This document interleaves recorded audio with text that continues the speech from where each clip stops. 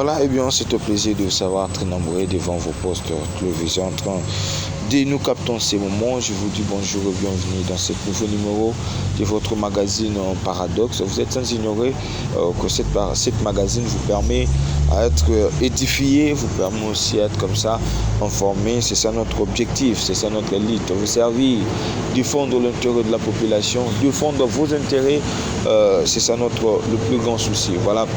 Aujourd'hui, nous avons le plaisir, selon vos demandes, selon vos questions que vous nous avez posées, nous avons le plaisir de recevoir encore la prophétesse de l'Éternel. En même temps, elle est aussi honorable. Voilà, il défend aussi l'intérêt de la population. Au niveau de l'Assemblée nationale, il s'agit là de Maman Jolie Mpembe. Avec elle, on va essayer de là. Actuellement, 62 ans après, qu'est-ce qui a changé en République démocratique du Congo? Et si rien n'a changé, qu'est-ce qui nous a bloqué? La session de premier sujet que Maman Jolie va essayer d'aborder. Puis deuxième mécanisme, nini de gros, ça la part, il y a responsabilité. Population, ça n'a pas nini. N'attend oyo, na moment, il y a tension, agression oyo. Population part na nini. Parce que autrefois, vous nous avez demandé, pendant que Maki Bolobi, que sur les choses à Karato, qui est na Wanda, tout Bunda. Mais aujourd'hui, les Akara ont des pistes de solution, mais il faut trouver des sources. Il y a Rwanda et Utiwapi. Et où en sommes-nous à ce moment? Et puis, il faut tout ça là. Alors, si vous voulez aussi participer, appelez-nous. Nous allons vous recevoir. Voilà. Président de la République, qui Félix Antoine Tshisekedi, dernièrement, on a Paul Kagame, qui a sommet au niveau de Rwanda, au Angola. On peut ça peut prendre de vue solution à ces moments malgré Congo et les pays ils ont la Israël tous en assez à prophétie thématique même chose le plan de Dieu pour la République démocratique du Congo tous en assez à prophétie tous en richesse tous en union sur peuple là pour vivre richesse soit naté peuple là pour vivre oyo maïko la loba qui n'était le la prophétie tout ça la nini petit nini tout ça là pour atteindre vision ensemble pour tout comment la vision ensemble pour atteindre promesse on colla la qui République démocratique du Congo comme étant une prophétesse d'accord répondre et puis comme étant honorable d'accord peut ça les canisnaé pour que le Congo change. Voilà, maman je l'ai l'impression beauté de Roba Holanda yo le vrai que monsieur Leki ou tout ça qui n'a mis collé Leki il y a eu tant de questions tant de voice bande ko bameka ko réagir moi mingi mais sous basepeli na participation na yo en tout cas belé ba yi d'accord mais avant tout côté na sujet thème na biso principal les accueillir le plan de Dieu pour la République démocratique du Congo. Mais votre analyse d'abord premièrement 62 ans après l'indépendance, qu'est-ce qui a changé malgré toutes ces richesses, malgré toutes les promesses que Dieu nous a promis, mais changement exaté. D'abord votre analyse c'est 62 ans qui viennent de passer, nini to salité, nini o et sengi to sala. Pour toi atteindre des promesses ensemble. 62 ans, je crois que changement est salémé. Ok. Bon, peut-être mais il y a des changements. Par exemple, sur le plan sur le plan après indépendance. Indépendance, on a 1960. Il y a comme on a réellement Mboke Kamba, Ezo Kambamana, président congolais. Et je parlais aussi sur le plan spirituel. Je vois qu'en 1960, c'est vrai que le lengue papa ya batela ke biso Bible. Et zalaki angoteno baba colon. Donc basalaka évangile moko sur mesure pour que bakoka ko tenir ba congolais na kati ya boumbu. Na mentalité moko boumbu kondimake bobola. Eza voulu par Dieu. Donc comme na bomengoto na bosui. Eza lisumu. Donc mindele il faut presque kokumba mela bango. Évangile oyo ba belge ba colon na tangwa kala o ba pesa ki batei na bango mindele ba côté ya bato ezaki ndeya. Mais Nzambe na bolingo na ye ndenge balobaka na lopoto que les mensonges prend l'ascenseur tandis que la vérité prend les escaliers. C'est-à-dire quoi? Lokuta et yaka mbangu mbala moko tonu mais vérité et yaka nango malembe mais finissera toujours par s'imposer. Le lot bato ba yebi Nzambe to yebi vérité parce que celui totai ba kolon ba bi que il faut pas mondima ko za na bo suite pe na bo mengote. bongo pona nini nzamba tia bomengo nyonso na mboko po to nango lelo yo il faut pas to marcher mboka na biso eza les pays les plus riches au monde. Exactement. De suite to bani ko exploiter ba biloko bénéficier, nous serons les pays les plus riches au monde. Yango nous sommes na baso attaquer biso de tous côtés. Quelque part ba mona pe que congolais so comprendre. Il y a eu des changements quand même. Parce que nous voyons biso boy. À une époque na ba période où nazalaki mwana na ba ne 80. So keneti na ba hôtel Pullman. À l'époque c'était hôtel intercontinental. Batu mwindu congolais à l'époque zaïrois bazaki ya kotanga mingi ka mindele. Donc j'ai compris que certaines choses ba congolais bazaïrois à l'époque bazaki pe na accepter ebele. Ça qui il y a moko une dizaine lelo. Toza quand même nombreux batu basa nombreux oyo ba situation mususu lelo yo o est combien plus ba makamso est plus accessible na congolais. Je peux dire par exemple dans l'époque comment on a mutaza mon modèle loco extraordinaire poto locola extraordinaire. Je me souviens personnellement même les musiciens yabiso na Papa Wemba tanga uti poto mbala sikana même ba cri ba bien ni ba talaku hein de bataka ya yesalaki Papa Wemba uti poto. Et je me souviens même deux hommes politiciens à l'époque. Période où moi boye batinaki bango en mission, je ne me souviens plus très bien de ça qui mon amuké.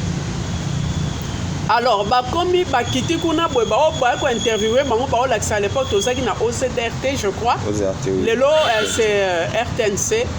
Donc ba poser ba to ba question ba comme loko le BT. Donc ba koma ki loko do subjugué, ba ça qui au fait na vraiment subjugué et ébloui. Ba poser bango ba question ba ko yanola te. Ba tout na ba non, eza émotion ya ko mona poto. Les Congolais poto et ça lisusu et c'est quelque chose d'extraordinaire. Pourquoi je donne cet exemple que échanger et na lobby ko kende poto to ko yeba poto comme un changement point. Oui, et ça un point positif. Pourquoi? Parce que to komona ke ba konsa ki mboka na biso na mindele na ba occidentaux. Kotala lelo bazaki na mayele moko bo o biso peut-être bazayo ba africain ou mutu mwindu en général et ba congolais lelo en particulier à l'époque zaïwa tozaki nangote tant tozo ba congolais ou zaïwa baso kende poto baso pe ko apprendre non bato ba konzaka biso ndeni baso tozaki komona ba lokolo extraordinaire baleki biso mais en quoi baleki biso lelo congolais a découvert ngata non baleki biso en rien nzamba sala bango supérieur koleka biso te akela biso nyonso ndenge moko et siko koyeba comment bango ba avancer développement na makambo biso ezokomate. Donc ça quelque chose ça point moko positif lelo. À l'époque mutotanga okende nda poto asako kende sur comment asako kena na mentalité moko boye ya complexe devant mundele. Lelo elo kwanesi là. C'est déjà quelque chose de positif, mais il faut dire que bon, ba changement profond. Oyo lelo ke to sepela to monique mboka et simbi, c'est-à-dire que par rapport à temps colonial, oui. Après l'indépendance, sur le plan social ou sur le plan, je dirais, économique, il n'y a pas vraiment grand-chose de ça. Au contraire, parce que j'ai vu des papas, autre Nabotami après l'indépendance, Nabotami après pouvoir, la prise de pouvoir, il y a président Mobutu, paix à son âme. Mais j'étais étonné à un moment donné, dans la bandoko, là, ils ont regretté l'époque coloniale. Alors je ne comprenais pas ça. Donc il y a tout est à faire dans le Cannabis. Tout est à faire. Parce que quand même la richesse, c'est vrai que la Belgique a été construite, donc a construit ça a été construit na Bozio ya biso ya Congo. Mais biso moko ba congolais to bénéficier nango nan to bandi vraiment au salaire. Justement, c'est là où nous sommes, c'est là où le Congolais se pose une question. Pourquoi est-ce qu'il y a-t-il cette différence entre peau noire, na ba délé ba ko chosifier ba tout monde pour dominer toujours? Est-ce que c'est par rapport à la différence à la race ou c'est par rapport à ce qu'on va développer avant? Plus précisément, je parle de nous, la République démocratique du Congo. Aujourd'hui, vous avez énuméré que Belgique, si le Belgique est un Nezabo, c'est parce qu'ils ont construit par le bien de la République démocratique du Congo. Et nos ancêtres se soumettaient à Bango, voilà pourquoi ils ont tout ravi. spécifique par rapport à bango bazaki développé avant. Ce sont des questions que de téléspectateurs. Oui, vraiment, merci pour la question, Motuya Oyo, Motuna Oyo, parce que émission Mokona Salaka. Dernièrement, je crois à une chaîne à télé Boye, j'avais abordé un peu les Cambouanes. D'abord, Baminde les a ignorance, parce qu'aucune race est supérieure à la race mususu. Même ceux qui parlent que non, au moins Nzambe a maudissaki, moi na Cana, biso toza ba descendance na ye tout ça. Mais le sang de Jésus-Christ a qui pour effacer condamnation nyonso. Beaucoup de Congolais, si par le bas sur 80 ou 90% il y a population na biso eza chrétienne. To Nzamba longola biso mo anta longola yango. Eza je dirais mentalité à Bamindele. Eza ndenga maté. Mais en même temps, je dirais aussi, c'est à cause de Dieu. Nous devons le savoir que Mindele, ici, il y a une polémique, oui, c'est vrai, mais que Dieu existe. Qu'il y a un créateur. Mais le évangile en haut, Dieu aime le noir. Parce que nous sommes en rien, Moutoumou est inférieur à Mundele. Donc, tous en a complexe. Vous savez, principe, parce que plus aux autres, c'est que Moutoumou a coquité, ne pense pas tomber la batonde. Mindele basakani na batumou, nous men kola zolobaka, aloba, depuis Tolobaka Simon Kimbangu. Il a prophétisé. Et curieusement, un jour, une jeune femme a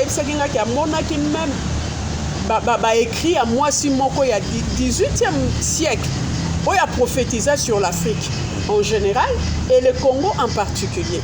Que Oyo, le Makambu Oyo, Kombo Nenani, Papa Simon Kimbangu a prophétisé. Yé Maman Mundele, Kuna na Occident. Makambu Nyoso et Koko Maninga Yadinzamba la Kisahi. Nenza alobi amonaki na ba télévision bilo moyo bima télévision mona na ba écran boy batu ba robando bima bolumbu ba robando tambola na ba sous-vêtements pona ya alobi apambola ki Nzambe po Nzamba yebisaki ke ko sa siko te ko umela et que ango makambo na tange ko kusalema akoza sa kufana lelo to mona ngote mutu mona mwasi on kilota alati maillot de bain ko se déambuler les gens trouvent que c'est normal. À une époque, c'est anormal. Pour la Kisanso, où certains jeunes hommes bilamba baola tale. Ce n'était pas un noir, une blanche. Ou alors que makam nyoso mindele baosala ba noir. Donc un jour, ba mindele ba kofuta.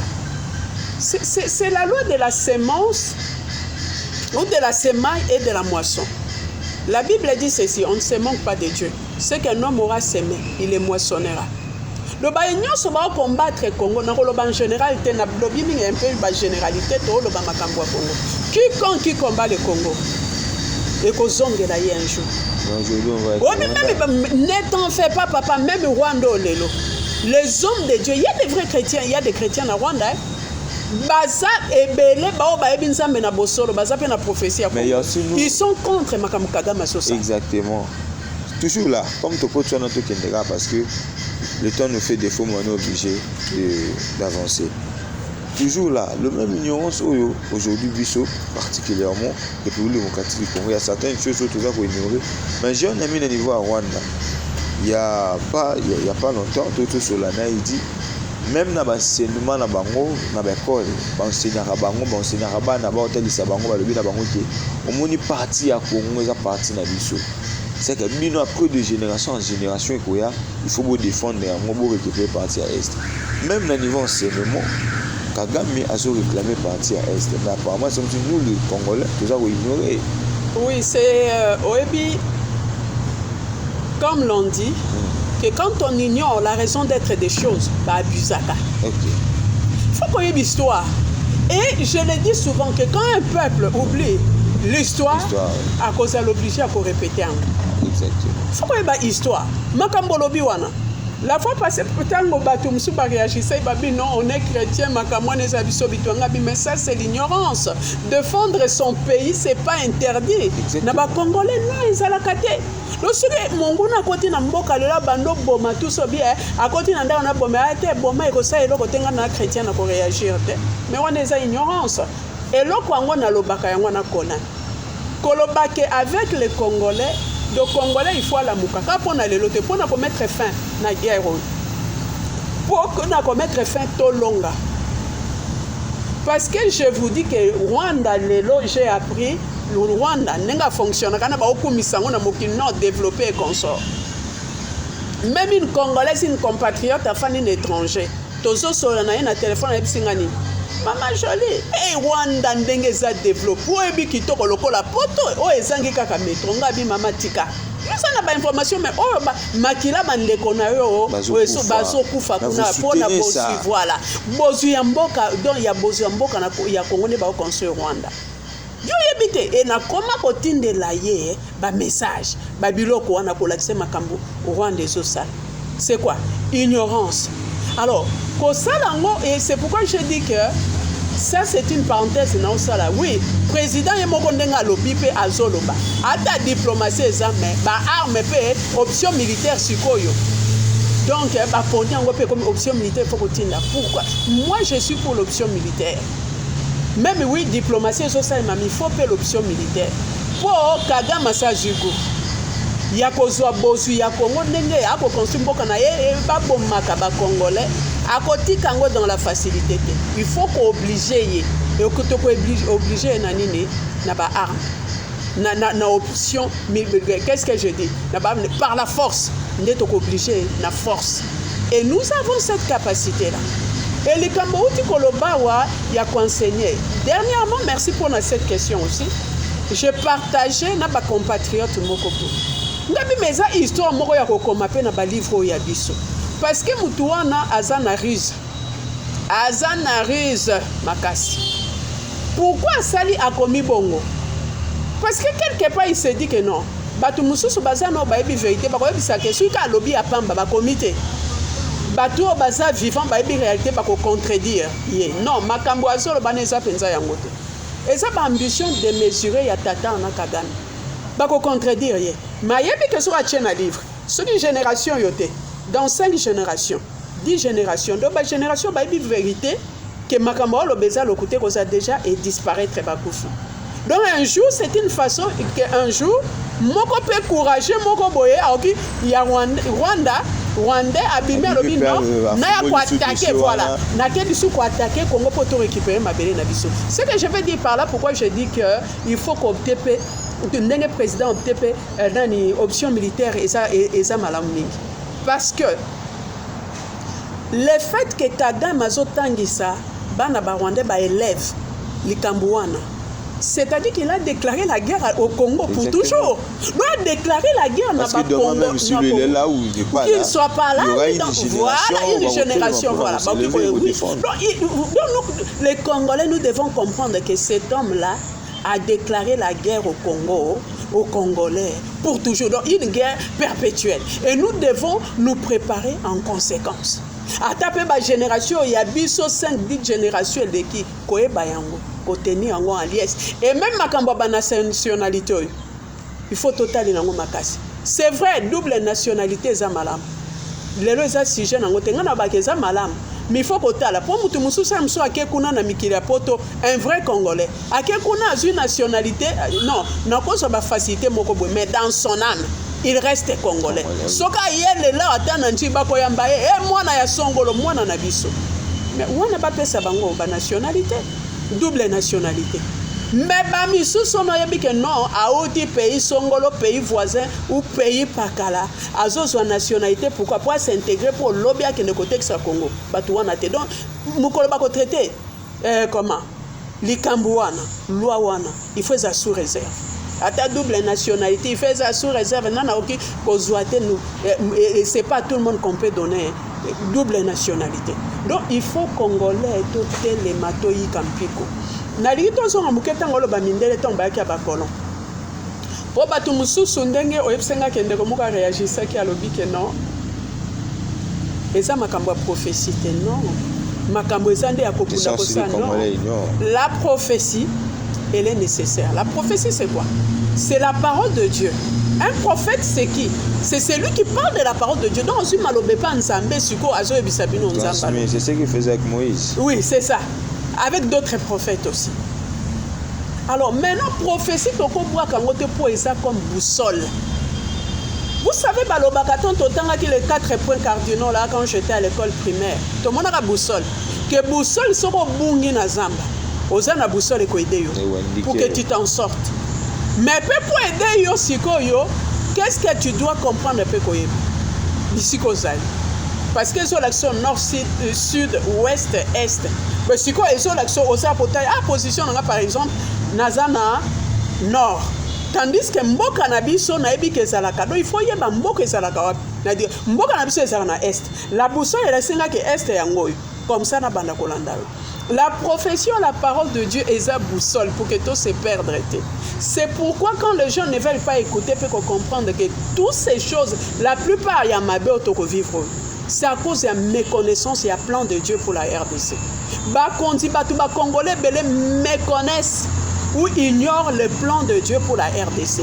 Certaines autorités ou Congolais qui connaissent ça, et c'est comme je le dis toujours que Nenge toza gouverner na ba loi physique ya nzambe comme loi ya gravité et ça peut na ba loi spirituelle o eso corriger mutu, c'est-à-dire ba loi na to sepela ko